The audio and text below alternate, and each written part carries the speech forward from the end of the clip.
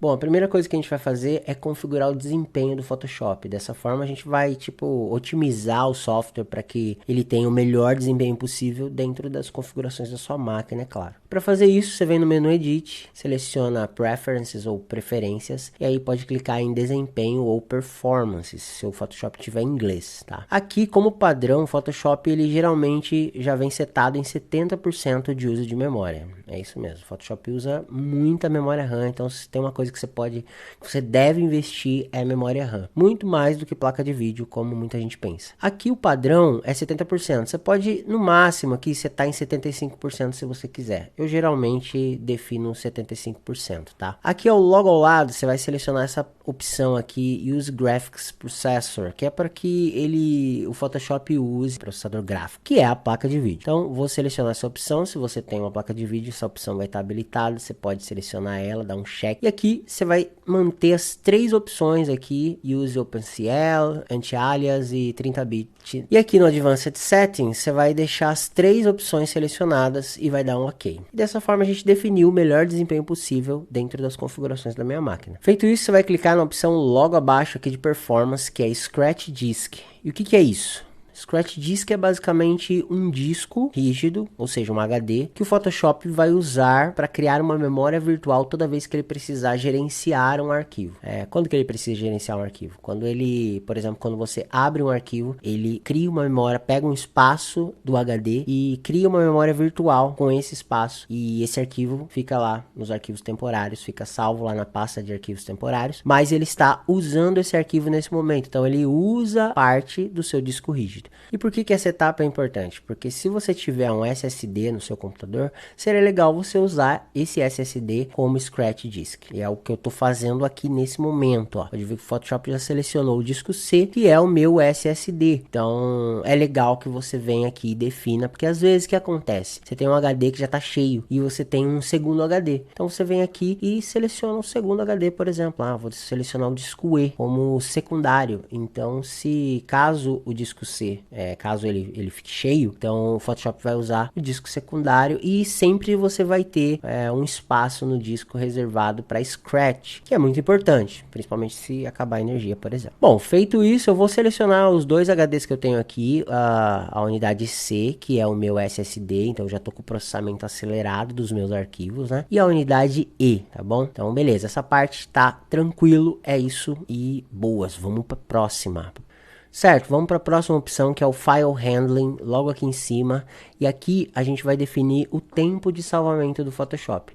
Eu particularmente, gente, eu acho que 10 minutos é muito tempo, tá? Porque dá para você fazer bastante coisa em 10 minutos. Às vezes não, mas às vezes sim. E aí você faz um monte de coisa em 10 minutos, um monte de alteração no teu arquivo. E aí, o que acontece? O Photoshop trava, é um crash, ou enfim, acaba a energia.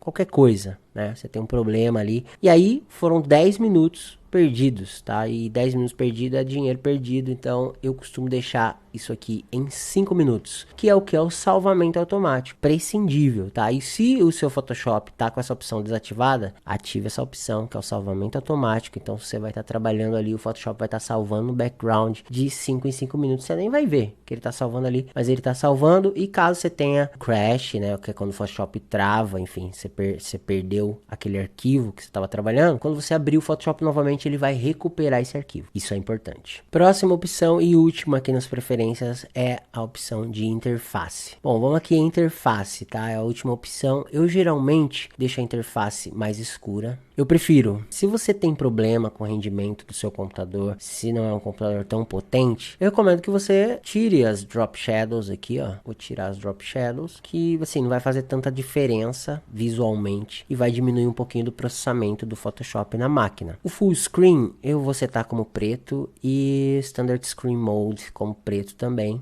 Eu vou falar bastante sobre esses modos de visualização, até porque isso é uma coisa que quando eu estava aprendendo, eu apertava muito sem querer as teclas. A mão meio estranha, meio trêmula. E aí eu apertava muito sem querer as teclas e de repente mudava totalmente o layout do Photoshop e eu não sabia o que tinha acontecido. E aí pra eu descobrir o que tinha acontecido, enfim, hoje é muito mais simples, né? Já vou no menu View, já sei que tá por ali a solução, né? Mas a gente vai falar muito sobre os modos de visualização e o quanto eles influenciam dentro do workflow, quanto eles ajudam, né? Os modos de visualização é uma coisa que quase ninguém fala, mas eu vou falar bastante. A gente vai usar bastante nas aulas os modos de visualização. Então tá bom, setado isso, acredito que por enquanto que essa parte tá ok. Vou dar um ok aqui e a gente já tem as preferências definidas. Próxima etapa, a gente vai fazer o gerenciamento profissional das cores dentro do Photoshop. E essa é uma etapa muito importante, porque a gente vai definir nessa etapa os perfis de cores que a gente vai usar para cada aplicação, né? Seja impressão, seja para o digital, enfim. E são esses perfis de cores que vão dar uma abrangência muito maior nas cores. E eu vou mostrar para vocês a diferença quando a gente trabalha com os perfis de cores padrão do Photoshop, que ele define já na hora da instalação, e quando a gente trabalha com perfis de cores profissionais. E não vamos fazer isso agora. Então vamos lá. Vamos no menu Edit e vamos clicar na opção Color Settings. Aqui em Color Settings, o que eu vou fazer? Eu vou definir, aqui na opção RGB, a gente vai selecionar o Adobe RGB 1998, que é o perfil de cores profissional usado na produção digital de imagens,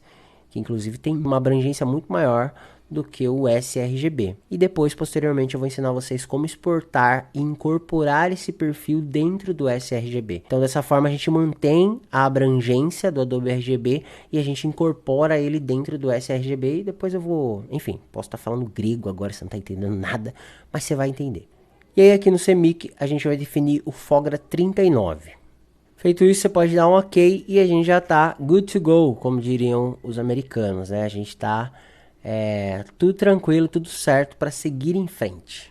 Bom, essas foram as principais configurações antes da gente começar. A gente vai manusear um pouco algum arquivo agora nessa segunda parte da aula, mas a ideia é que a gente ainda fique um pouquinho mais na interface. Então, se você já domina a interface do programa, você pode facilmente avançar essa aula, enfim, pular para a próxima, porque a gente ainda vai falar um pouquinho mais sobre a interface. Eu acho importante, principalmente para você que está chegando agora, que está conhecendo o software agora, então é legal que você se familiarize o máximo possível. Isso, enfim, isso é fundamental para você no futuro, no seu desempenho, no seu desenvolvimento e no teu workflow também, estando familiarizado com todas as áreas, todas as barras do programa, enfim, as workspaces e tudo mais, tá bom? E é isso, galera, espero que vocês tenham gostado dessa aula. Se vocês tiverem alguma dúvida, mandem lá no grupo de alunos, que eu tô à disposição de vocês para tirar qualquer dúvida.